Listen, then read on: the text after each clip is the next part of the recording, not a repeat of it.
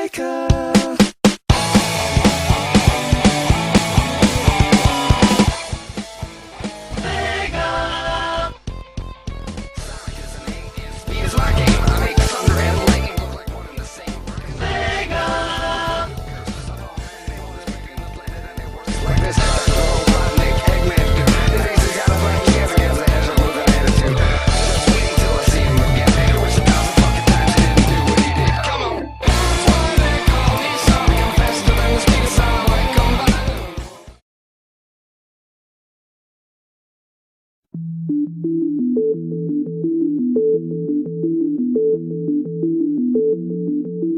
You use Linux every day, whether you know it or not. Over 850,000 Android phones running Linux are activated every single day. Compare that to just 30,000 Windows phones, according to the latest reports. That means 100 Android devices have come online just since you started watching this video. Nearly 700,000 TVs are sold every day, most of which are running Linux. 8 out of 10 financial trades are powered by Linux. 9 out of 10 of the world's supercomputers run Linux. Google, Twitter, Facebook, and Amazon are all powered by Linux. So, how is Linux developed to achieve all of this? Unlike other operating systems, like Windows or iOS, Linux is built collaboratively across companies, geographies, and markets, resulting in the largest collaborative development project in the history of computing.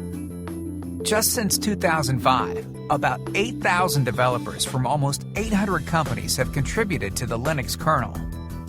These contributions have resulted in 15 million lines of code, 1.5 million lines written in just the last couple of years. Consider that Homer's epic Iliad poem is a mere 15,000 lines of text. The novel War and Peace, just 560,000 words. But it's not just about the sheer number of lines of code. It's also about how quickly Linux is developed and released. For example, a major new kernel comes out every 2 to 3 months. Compare this to years for competing operating systems. This is made possible by a unique collaborative development process.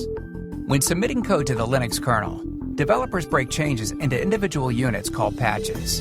A patch describes the lines that need to be changed, added, or removed from the source code. Each patch can add a new feature, new support for a device, fix a problem, improve performance, or rework things to be more easily understood. Developers post their patches to the relevant mailing lists, where other developers can reply with feedback.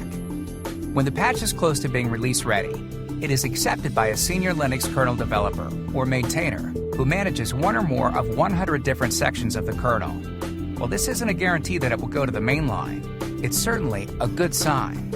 Here it gets an even more extensive evaluation. When the maintainer finishes their review, he or she will sign off on the patch and send it on to Linux creator and Linux Foundation fellow Linus Torvalds, who has the ultimate authority on what is accepted into the next release and what is not. Nearly 10,000 patches go into almost every new release. About 6 patches are applied to the kernel each hour. Linux's rate of development is simply unmatched. Today, Linux is dominating on mobile devices, in the enterprise and web infrastructure, data centers, supercomputing, and more. What's next? Because together, we're ready.